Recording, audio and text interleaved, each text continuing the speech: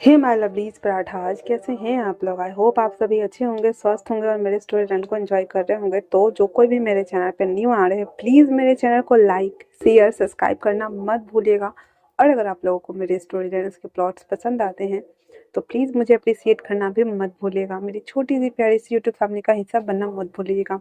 जैसा कि अभी आप कंटिन्यूसली देख रहे हैं कि मैं ज़्यादा डिटेल में हॉट पार्ट्स एक्सप्लेन नहीं कर पाती हूँ, जस्ट बिकॉज क्योंकि मेरे चैनल्स पे वार्निंग स्ट्राइक्स आए थे, तो मैं बस कम कर दी हूँ करना। बट अगर जिन लोगों को सुनना है तो मैं टेलीग्राम पे फुल डिटेल के साथ में एक्सप्लेन करती हूँ। एंड देन वहाँ पे मैं डिफरेंट टाइप की स्टोरी चला रही हूँ। तो वो लोग मेरे टेलीग्राम चैनल को भी ज्वाइन करो और मेरी स्टोरी और मेरे फैमिली का हिस्सा बनो। तो चलिए हम नेक्स्ट आगे बढ़ते हैं, जहाँ लास्ट पार्ट में हमने देखा था कि वी चांग से कहता है उससे कांगसे से कि अगर मैं कहूँ तुम्हें अपने साथ चलने तो क्या तुम चलोगी। तो उसी पे कांग से उसे कहती है कि अगर मैं बोलूँ कि मेरे खातिर यहाँ रुक जाओ तो क्या तुम रुकोगे।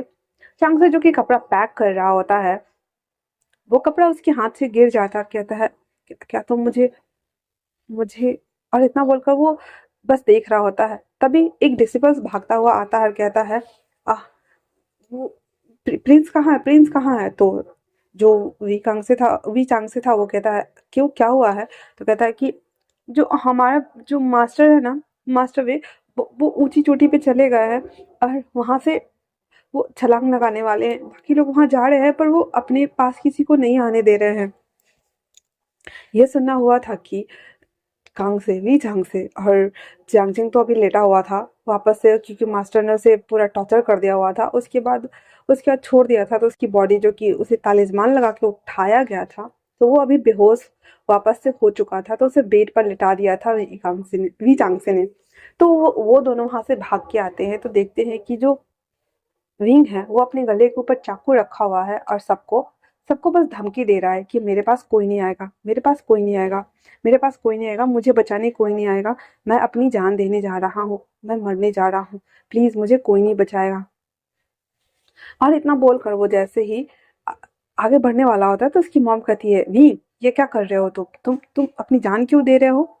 ये कहता मॉम, मैं कुछ नहीं कर सकता, मेरे अंदर जो कुछ भी था वो मैंने अपने अल्फा को दे दिया। तो मैं अब एक इंसान हूँ, तो मैं अब जिंदा भी नहीं रह सकता। और जब उसे पता चलेगा कि मैंने ऐसा किया तो वो मुझसे नफरत करेगा। तो उसकी माँ कहती है आखिर तुमने ऐसा क्या किया है। हाँ, तो कहता है मैंने अपनी मैंने अपनी और इतना बोल के वो चुप हो जाता है। और जैसे ही वो ऐसे बोल रहा था तो उसकी मॉम ने उसके पास आ गई थी और उसके हाथों को पकड़ लिया था और कहता विंग, होश में आओ, ये तुम क्या कर रहे हो।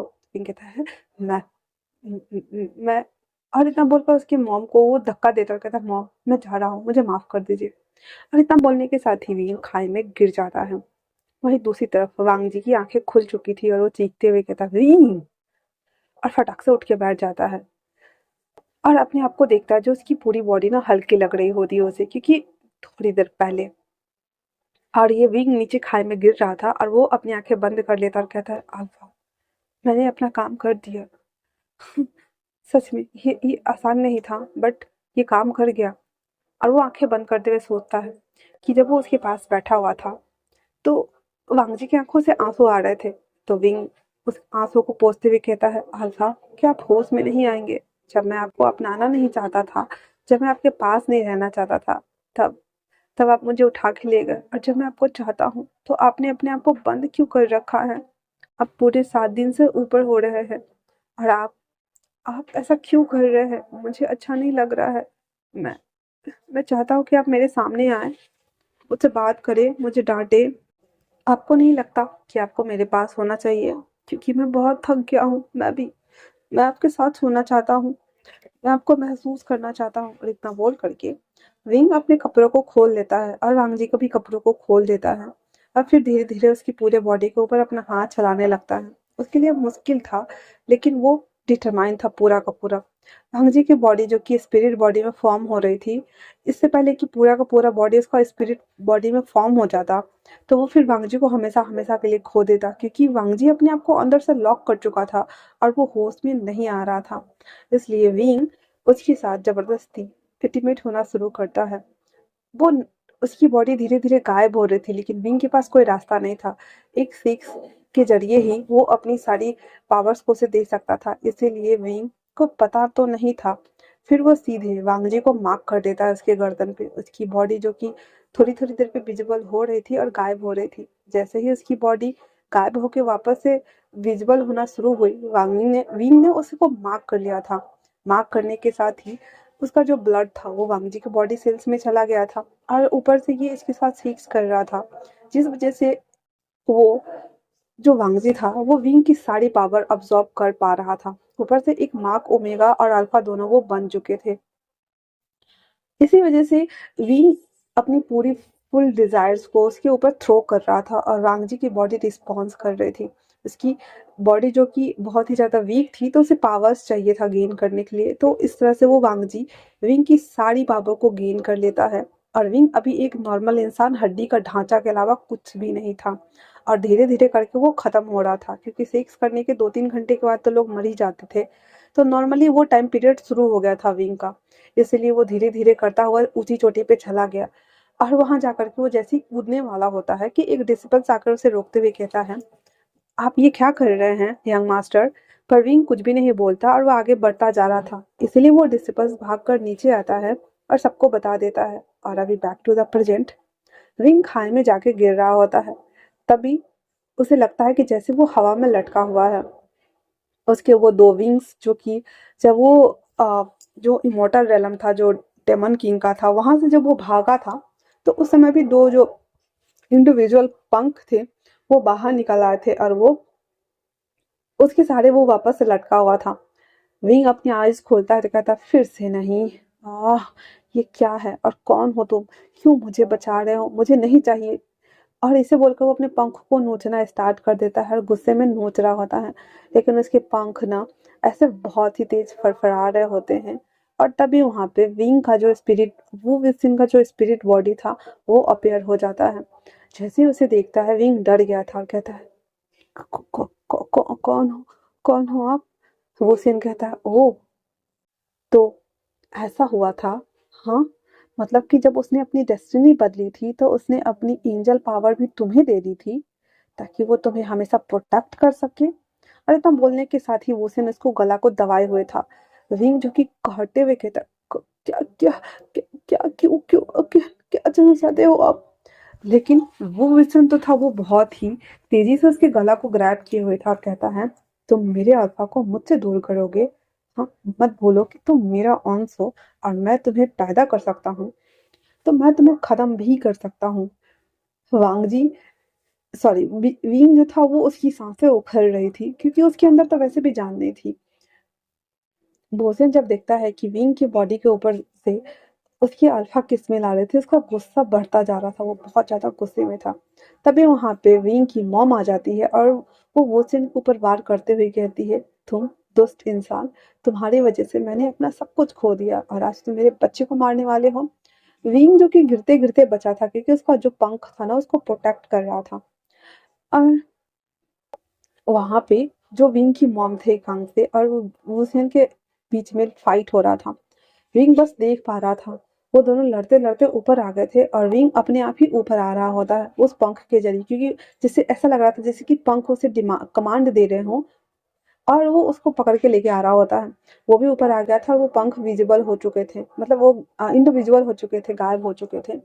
विंग धड़फड़ा के नीचे गिर जाता है, क्योंकि उसकी बॉडी में अब तो जान ही नहीं बचा था, और ऐसा लग रहा था जैसे कि वो तिल तिल के मर रहा हो। वहीं दूसरी तरफ वांग जी लड़खड़ाते हुए वो जैसे तैसे करके उस चोटी तक आता है और कहता है, बोसियान, रुक जाओ, बस करो, सब कुछ खत्म करो। लेकिन बोसियान और कांगसे के बीच में फाइट हो रहा था, और कांगसे उसको ऊपर वार पे वार किए जा रही थी, अपनी पावर्स थे, क्योंकि इतने दिनों तक वो जब कोमा में थी तो उसकी मॉम ने उसे पावर्स दिया था, और उसके पास भी जो पावर्स थे वो सब वापस से बैकअप हो चुका था। उन दोनों के बीच फाइट हो रहा था। बोसियान उसे कहता है, हाँ, तुम, एक पल था जब तुम ही मेरे लिए मरी जा रही थी ना, और आज तुम मुझे मारने पर तुली हो। उसकी मॉम चिल्लाते हुए कहती है, मैंने नहीं सोचा था कि तुम मेरे साथ ऐसा कुछ करने वाले हो, तुमने मुझे धोखा दिया। तो हुसैन कहता है चिल्लाते हुए, सबको क्यों लगता है कि मैं धोखा दे रहा हूँ, मैं भी तो जिंदा रहना चाहता हूँ ना, मैं इसी रास्ते जिंदा रह सकता हूँ, तो मैं क्या करूँ, मैं क्या करूँ, बताओ मुझे। मैं क्या करूँ। और ऐसा बोल करके वो उसकी मॉम को उठा लेता है। तो वांग जी उसके पास आ ही रहा होता है कि विंग बीच में जाता है और उसको ना धक्का दे रहा होता है, लेकिन उसको भी हवा में लटकाए हुए था वोसियन, और दोनों को ना खाई में गिराने वाला होता है और वो भी हवा में लटका हुआ था। वांग जी इसके पास आते हुए कहता है, वोसियन छोड़ दो उसे, प्लीज छोड़ दो, भगवान के लिए छोड़ दो उसे। तो वोसियन कहता है, नहीं, मैं क्यों छोड़ू उसे, बताओ मुझे।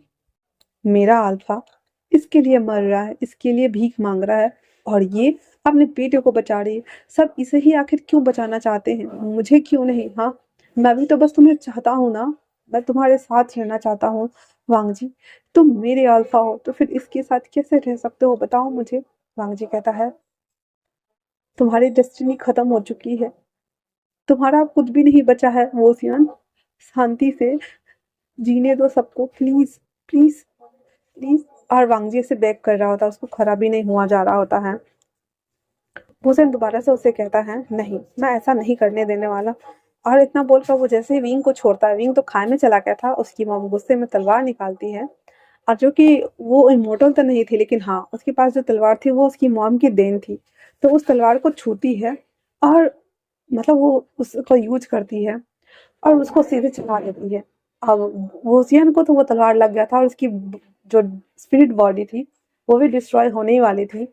तभी वो कहता है कि अच्छा ठीक है, अगर मैं जिंदा नहीं रह सकता तो मेरा अल्फा भी जिंदा नहीं रह सकता। और ये सोचकर वो तलवार निकालता है और वो भी वांगजी को लगा देता है। एक तरफ विंग मर रहा था, दूसरी तरफ वांगजी मर रहा था, और सभी लोग दौड़ते हैं वांगजी को बचाने के लिए। लेकिन इससे पहले कि वो तलवार वांगजी को लगती, बीच में जियांगचेंग आ गया था और वो तलवार जियांगचेंग को लग गई थी। अब हुआ ये था कि जब वो दोनों भाग रहे थे तो जियांगचेंग के कानों में वो आवाज आ रही थी कि विंग खतरे में है। वो दोनों तो वहां से चले आए थे, लेकिन जियांगचेंग जैसे तैसे करके धीरे धीरे अपने बॉडी को कवर करता हुआ उठता है। फिर वो धीरे धीरे चलकर आना स्टार्ट कर रहा होता है। वांगजी के पीछे ही था वो, वांगजी वहां तक आ चुका था धीरे धीरे, और जियांगचेंग के अंदर भी इतनी ताकत बची नहीं थी कि वो आता। तो वो धीरे धीरे आ रहा था, लेकिन जब देखा कि वांगजी को मारने वाला है, उसे रियलाइज हो गया था कि इसने वांगजी को मारा है, गलती की है, क्योंकि अब विंग कभी भी उसे माफ नहीं करेगा। इसलिए वो वांगजी को बचा करके उसके सामने बस थोड़ा सा महान बनना चाहता था, और इसीलिए वो उसके सामने आ जाता है और वो तलवार जियांगचेंग को लगा जाती है। अब वहीं दूसरी तरफ विंग जो कि खाई में गिर रहा था, वापस वो जो पंख था उसको, उस पंख के बीचों बीच विंग को कवर कर लेता है और वो एक अंडे के शेप में पूरा बदल गया हुआ था, और वो अच्छे से उसको नीचे सेफ्टी लैंड करा देता है। और वो वहां पे बेहोश पड़ा हुआ था नीचे विंग, ऊपर में वांगजी जियांगचेंग को होल्ड किए हुए था, और उसकी मॉम वो भी नीचे आ चुकी थी। और आते ही सब उस तरफ भागते हैं। विंग की स्पिरिट बॉडी जो कि दम तोड़ रही थी, और जियांगचेंग तो विंग हंसते हुए वुसियन हंसते हुए कहता, देखा, देखा ना, तुम्हें बचाने के लिए कितने सारे लोग हैं, पर मुझे बचाने के लिए कोई भी नहीं है, अल्फा। और अभी ना वुसियन लिटरली रो रहा था। रांग जी उठता है इन सबको छोड़ करके, तब तक यहाँ के सारे लोग ना उसे ले जा चुके थे, और वहां पे ओनली फॉर उसकी माँ थी, वी चांग से था, और वहां पे वांगजी थे, साओ सिंचिंग थे, बाकी अदर्स लोग जियांगचिंग को ले गए थे उसका ही मतलब चेक कर क्या बोलते हैं, औषधि वगैरह लगाने के लिए, उसका चेकअप करने के लिए। वांगजी आता है, विंग की स्पिरिट बॉडी को अपने बाहों में होल्ड करता है, और ओनली फॉर वही होल्ड कर पा रहा था उसको। वो कहता है, मोतियान ऐसा नहीं है, मैं भी तुम्हें बहुत प्यार करता हूँ, पर जब तुमने अपनी बॉडी मुझे दे दी तो तुम दोबारा से इंसान पे नहीं आ सकते हो, इस बात को समझो ना। तो हुसैन कहता है, पर मैं तुमसे बहुत प्यार करता हूँ ना लंजा, तुम्हें पता है जब हमारी शादी हुई थी तो हम कितने ज्यादा खुश थे, कितने खुश थे ना, क्योंकि पूरी दुनिया मेरे खिलाफ थी और सिर्फ एक एंजल मेरे साथ था। उस एंजल को पता नहीं एक डेविल के अंदर क्या दिखा कि वो एंजल हमेशा उसका पीछा करता रहा। मैंने तो तुम्हें भी डराया था ना, लेकिन फिर भी तुमने मेरा हमेशा साथ दिया, और जब मैं तुम्हारे साथ रहना चाहता हूँ तो क्यों मुझे अपने आप से दूर कर रहे हो? हाँ, भांग जी कहता है, मैं नहीं कर रहा हूँ, मैं नहीं कर रहा हूँ, बस तुम स्विच कर लो ना, अपनी स्पिरिट फॉर्म्स के सारे जो आत्मा है उन सबको आजाद कर दो, और अपनी आत्मा को भी प्लीज मेरे लिए और मेरे पास लौट आओ ना। वहाँ दूसरी तरफ जो कि विंग बेहोश पड़ा था और अनकॉन्शियस था, उसे कुछ भी मतलब वो तो नीचे गिरा था तो सेफली लैंड तो कर लिया गया था, मरा नहीं था, बस बेहोश हुआ था। और इधर भी जो वूसियन था वो अपनी आखिरी सांसें गिन रहा था। वांग जी कहता है उससे आगे, मैं तुम्हारा वेट कर रहा हूँ, प्लीज लौट आओ, प्लीज। विंग अपनी आंखें बंद करता है और उसकी बॉडी से एक स्पिरिट निकलता है जो कि उसी का था, और वो स्माइल करते हुए ऊपर जा रहा होता है और कहता है, मेरा वेट करना, मैं बहुत जल्द तुम्हारे पास वापस आ जाऊंगा, बहुत जल्द। और इतना बोलकर वो बॉडी वहां से चली जाती है। वांग जी बहुत जोर से चीखता है, रोता है, क्योंकि उसका कुछ भी है वो हस्बैंड था। वो विंग से अभी करंट में प्यार करने लगा है, उसे अपना मानने लगा है, पर वो बोसियन से भी बहुत प्यार करता था, बहुत। तभी तो उसने उससे शादी की थी, जहाँ उसके पैदा होते ही उसके गले पे काले निशान देकर उसके माता पिता ने उसे शापित कह के दुत्कार दिया था। गली नुक्कड़ के बच्चे उसे हमेशा मारा पीटा करते थे। जिस किंगडम में वो पैदा हुआ था उसके माता पिता वहाँ के किंग थे, और वो एक डेमन किंग था। लेकिन बोसियन के अंदर कुछ ज़्यादा ही अलग तरह की पावर थी। वो हर चीज़ को सोख लेता था, चाहे फूल हो, पत्ती हो, सब कुछ हो, हाथ लगाते ही हर चीज़ मर जाती थी। धीरे धीरे उसके अंदर गुस्सा, एंगर, नफरत सब कुछ बढ़ने लगा, और उसकी भूख भी बढ़ने लगी। जब वो छूता तो मर जाता था। इसमें उसे बहुत मज़ा आता था, और अपने सारे दुश्मनों को, इवन अपने माता पिता को भी ऐसे ही उसने मार दिया था, और उस गद्दी पे वो बैठा और वहाँ का किंग बन गया था। बाद में जब वहाँ पे इतने सारे ताहिमाम बच रहे थे तो एंजल वर्ड से लान वांग जी को उसे खत्म करने के लिए भेजा गया था। लेकिन लान वांग जी उसे देखते ही समझ गया था कि इसके अंदर गुस्सा और नफरत है, जो कि इसके साथ बुरा हुआ है इस वजह से। तो वो उसे सुधारने का फैसला करता है और उसके साथ रहकर उसे ऑब्जॉर्व करना स्टार्ट करता है। धीरे धीरे करके बोसियन को पहले तो लान वांग जी पे गुस्सा आता था, जब उसे बिना फालतू के एडवाइस दिया करता या कुछ भी कहता था। अब एंजल होने के नाते वो तो किसी भी वर्ल्ड में आ जा सकता था, इसलिए बोसियन उसे कुछ कर भी नहीं पा रहा था। लेकिन फिर बाद में उसको उसकी कंपनी अच्छी लगने लगी थी, और देखते ही देखते बोसियन को उससे प्यार हो गया। पर वो डर रहा था कि कहीं वो उसे खो ना दे। लेकिन एक दिन एक्साइटमेंट में आकर उन दोनों ने एक दूसरे को किस किया था, और उन दोनों को कुछ भी नहीं हुआ। वो दोनों बहुत ही ज़्यादा खुश थे और गले लगाते हैं, और फर्स्ट टाइम वो दोनों एक दूसरे के साथ सेक्स करते हैं। तब जाकर के वोसन को रियलाइज हुआ कि वो सेक्स करने से भी अपनी पावर गेन कर सकता है। पहले तो वांगजी नहीं माना, फिर उसने उसे प्रॉमिस किया कि वो कभी भी किसी को किस नहीं करेगा, और ओनली फॉर स्पिरिट बॉडी में सेक्स करेगा, ना कि ह्यूमन फॉर्म बॉडी में। तब जाकर के वांगजी मान गया था, और इस तरह से विंग सरवाइव करने लगा था। और वो लोगों को मारता तो था, लेकिन उन्हीं लोगों को जिनको वो मारना चाहता था, सबको नहीं। इस तरह से उसका सर्वाइवल चलने लगा था। लेकिन जब एक दिन पता चला कि इसका किंग सबके साथ सोता है और सब उसके पावर्स को चुरा लेता है, तो डेमन वर्ल्ड वाले जो लोग थे वो विंग को और बुसियन को सोते हुए ही उसे, क्योंकि अब उन लोगों के पास भी पावर्स थी, अब वो लोग भी डेमन्स थे, तो उन लोगों ने बाहर से एक अस्त्र मंगाया, उसके ज़रिए उन दोनों को बाँध दिया, और बाँध करके लटका दिया खूँटे के ऊपर, जो कि उनके राइवल्स थे। और उसके बाद ज़िंदा उन दोनों को जला दिया। जैसे ही बॉडी जली, दोनों की स्पिरिट बॉडी हो गई थी, लेकिन जो कि बोसेन के पास इतनी ज़्यादा पावर्स थी, आत्मा था, सब कुछ था, तो उसकी बॉडी बच गई थी। तो वो वांगजी को खोना नहीं चाहता था, इसलिए उसने अपने आप को सैक्रिफाइस करके अपनी बॉडी उसे दे दी, और वो एक सोल में मर्ज हो गया। उसके अंदर बहुत सारा सोल था, जो कि अच्छी और बुरी आत्मा थी, और वो हर चीज़ को एब्जॉर्ब कर पाता था। तो वो एक स्पिरिट बॉडी में बदल गया, और वांगजी को बॉडी फॉर्म मिल गया। फिर वो वांगजी को लेकर के धरती पे आ गया, और यहाँ पे आके वो रहने लगा, तब तक कि वांगजी ठीक ना हो जाए। एक टाइम जोन के बाद जब वो ठीक हो गया, तो एक छोटा सा कुटिया बना करके वो उसके साथ रहता था। लेकिन वांगजी को भी तो धीरे धीरे करके स्पिरिट चाहिए था ना। और विंग, जो कि वो भी बहुत ज़्यादा कमज़ोर था, इसलिए अपनी पावर गेन करने के लिए वो अब अंधेरे की दुनिया में चला गया। अंधेरे के साथ सौदा कर लिया और वहाँ जाकर अपनी पावर को बढ़ाने लगा। इधर वांगजी भी अपने सर्वाइकल को पूरा करने के लिए वही करने लगा जो विंग करता, वुशियन करता था। वो भी दूसरे के साथ सेक्स करता, उसकी पावर को गेन करता, एंड देन अगर वो गलती से मर जाता, क्योंकि उसे पता नहीं था ना कि किसको जिंदा छोड़ना है और कैसे छोड़ना है। तो शुरू शुरू में उसे सबकी मौत ही हो रही थी। तो वो सभी के आत्मा को आज़ाद करता और उसके शरीर को दफना देता, और उसके ऊपर एक पौधा लगा देता, ताकि उसको नया जीवन मिले, तो ये सब देखना ना पड़े। ऐसे करते हुए वो वापस से डेमन वॉल पे कब्जा करता है और वहाँ का किंग बनता है।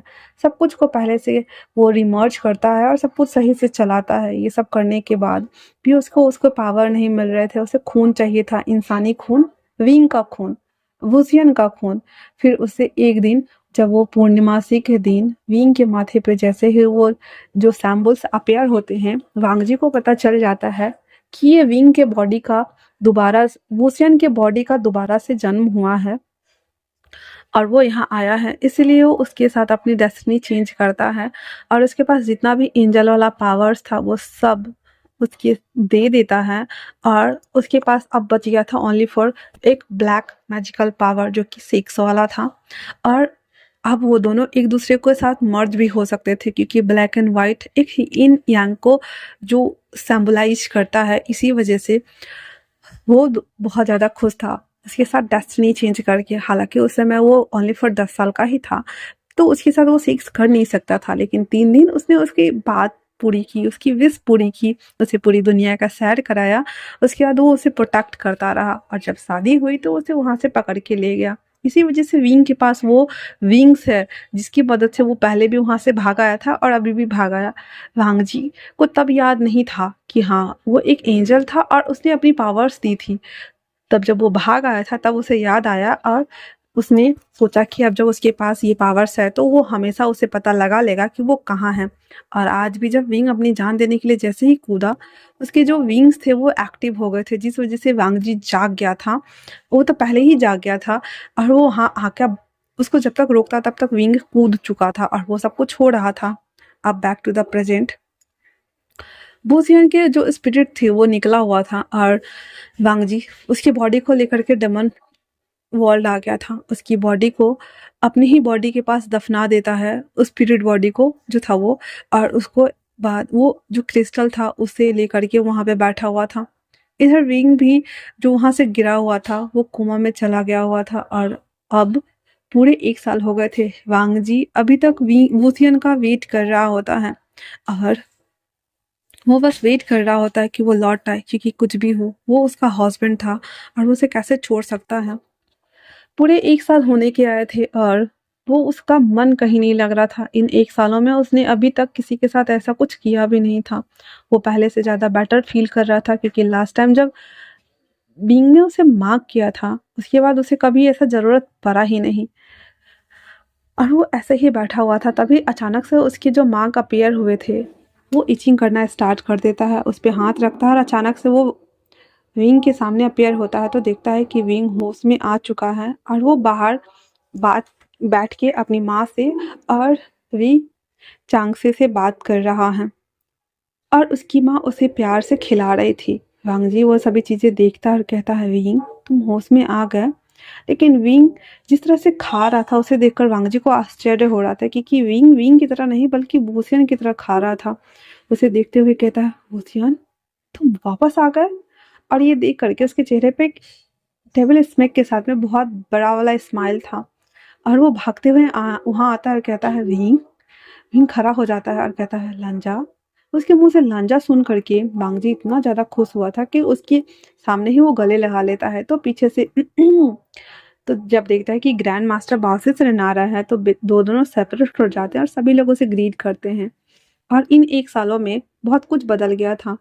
जांगचिंग यहाँ आया था तो उसे हील कर दिया गया था। वो 2 महीने तक तो वहाँ बेड पे पड़ा रहा और ग्रैंड मास्टर बासुचरण ने उसे अपनी स्पिरिट पावर से उसे ठीक किया था, हील किया था और औषधि से वो ठीक हो गया था। उसके बाद उसे लोटस पियर भेज दिया गया था जहाँ पे वो किंग था, बन गया था। लेकिन अब उसके पास कोई उम्मीद नहीं थी कि वो विंग से शादी करेगा, इसीलिए वो पूरा जीवन ना शादी करने का वचन लेता है और अपने लोगों को ऐसे ही बड़ा करेगा। उसने अपने बहन के बेटे को गोद लिया था ताकि उसका भविष्य का जो राजा हो ये बन सके। वहीं दूसरी तरफ जो वी चांगसे था वो रुक गया था कांगसे के लिए और उन दोनों ने शादी कर ली थी ग्रैंड मास्टर के ऑर्डर लेकर के और वो दोनों अभी खुशी खुशी रह रहे थे। और उसकी माँ जो विंग के वुसियन के मरने के साथ ही उसकी बॉडी से वो स्पिरिट भी निकल गई थी तो वो पूरी तरीके से हील हो चुकी थी और अंदर जो कुछ भी उसका फंसा हुआ था मतलब कि ब्लॉकेज था वो सब क्लियर हो गया था। उसकी माँ ने क्लियर कर दिया था और अब वो अच्छे से अपनी पावर्स को यूज कर पा रही थी। और वी आंख से मिल करके अपने बेटे को की विंग की देखभाल करते थे। और आज फाइनली जब वो होश में आया तो वो बहुत ज़्यादा खुश थी। विंग बाहर आना चाहता था, बाहर की दुनिया देखना चाहता था, इसीलिए उसे धीरे धीरे करके बाहर लॉन में लाके बिठाया गया था। और तभी वहाँ पे वांगजी अपेयर हुआ था। अब बॉसेसरन उनसे कहती हैं, तो फाइनली तुम आ गए। तो वांगजी था, वो कहता मैं आ गया। उसके बाद कहता है कि मुझे आपसे कुछ बात करनी है। ग्रैंड मास्टर कहती ठीक है चलो। और वो विंग को और उसके मॉम डैड को देख करके एक स्माइल देते हुए कहता है मैं अभी आता हूँ। इतना बोलकर वो उसके पीछे उसी केव में आता है जहाँ पे ग्रैंड मास्टर मेडिटेशन किया करती थी। आने के साथ ही वांगजी उसे पूछने वाला था, इससे पहले वो कहते हाँ वही है।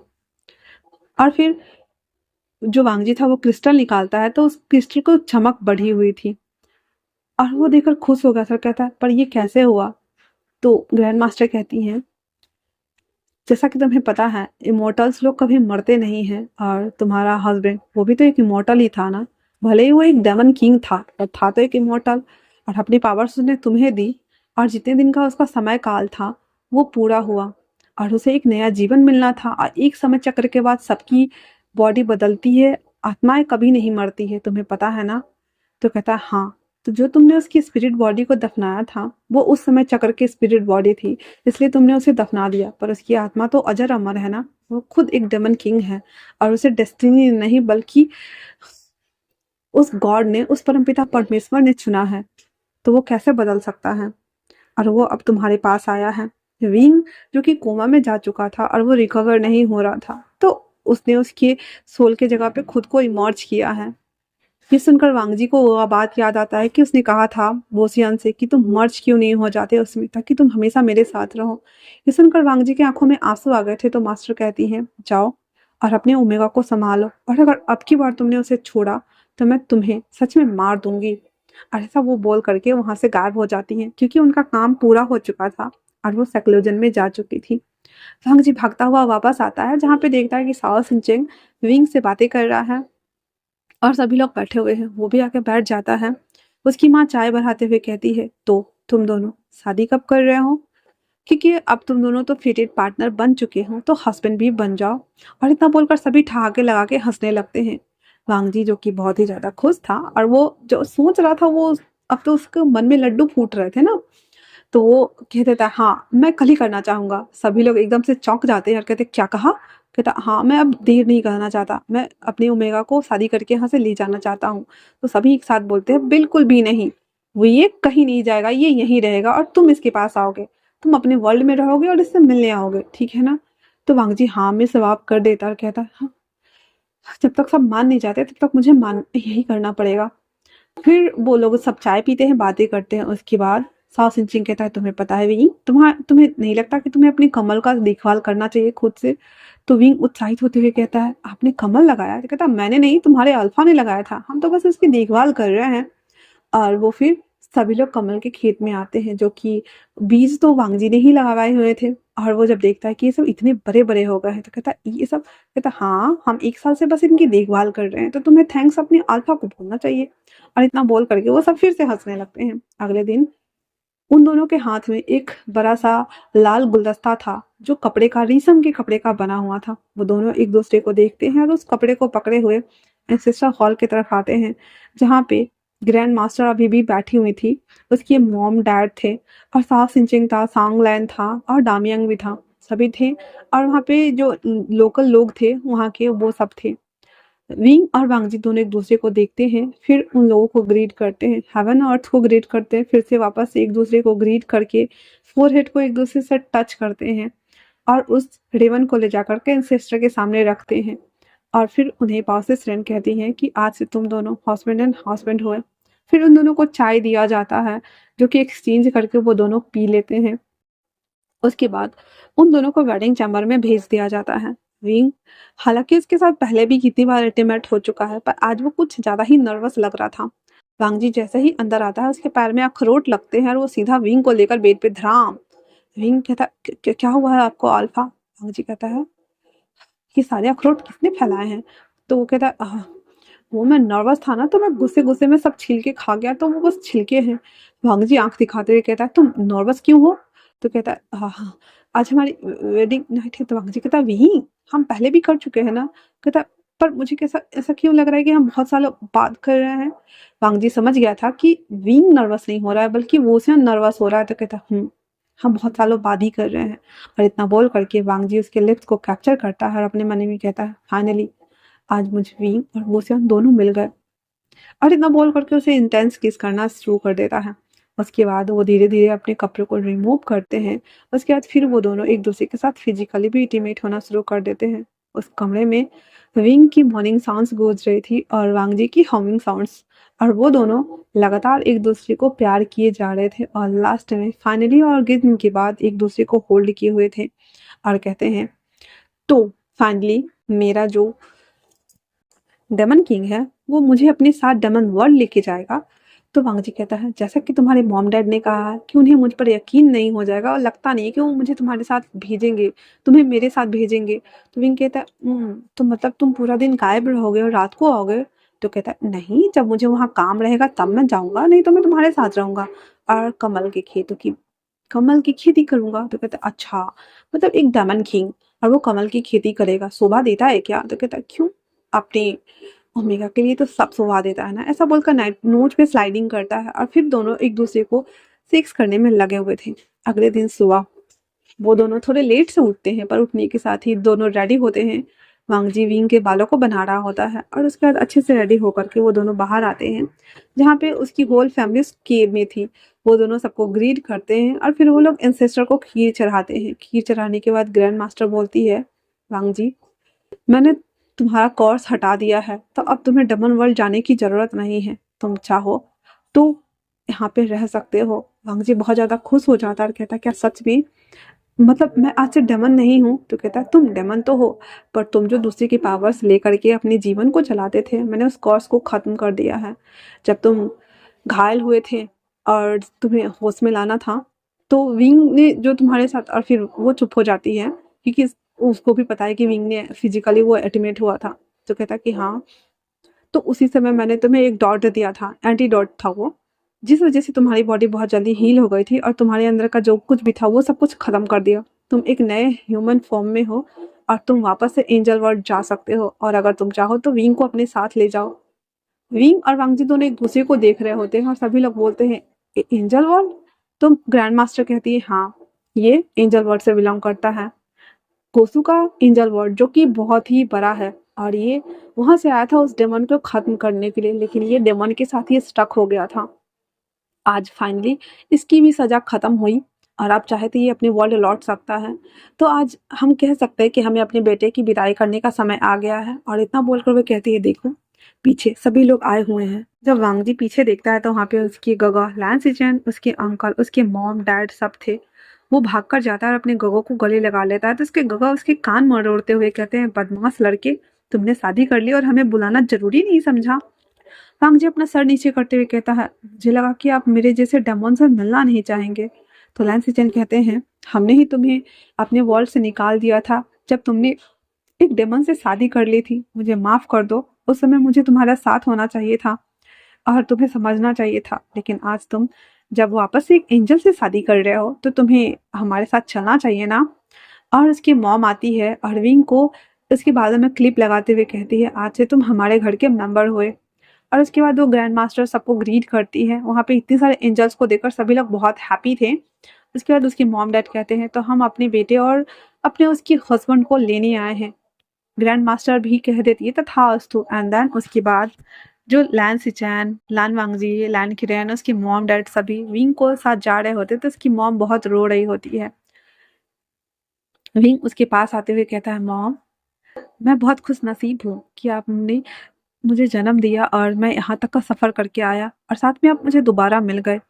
आप चिंता ना करें, मैं आप सबसे मिलने आया करूँगा।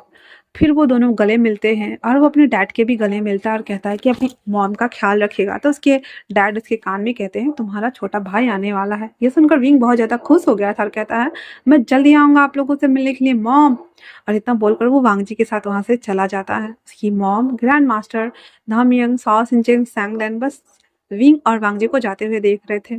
वो लोग जो फेरी रिलम्स था ना, वहाँ जो एंजल रेनम था ना वहाँ आ गए हुए थे एंड वहाँ पे उनका भव्य स्वागत करता है वापस से उनके प्रिंस के आने की खुशी में।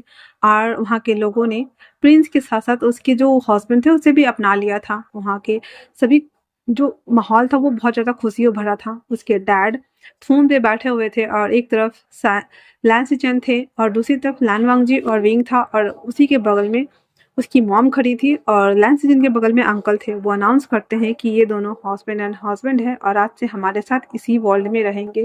वहाँ के कुछ परियां तो जल भून गई थी क्योंकि वो लैन वांगजी को एडमायर करती थी और इतने सालों से उसका वेट कर रही थी कि कभी तो उनके एंजल यहाँ आएंगे। बट जब उन्हें पता चला कि एंजल अपने साथ अपने हस्बैंड को लेकर आ रहे हैं, बेचारी जल भुन गई थी। बट कोई ना, फिर भी वो बहुत ज़्यादा खुश थी अपने एंजल के लिए। और वही लैन सिचन, वो भी अपने भाई के लिए बहुत ज़्यादा खुश था। और सभी लोग खुशियाँ मनाते हैं, इंजॉय करते हैं क्योंकि फाइनली अंधेरा छट गया था और नया सूरज सबको रोशनी दे रहा था और सभी लोग खुश थे। इसी के साथ ये लास्ट पार्ट खत्म होता है। कैसा लगा आप लोगों को 6 डेमन वाला स्टोरी? मुझे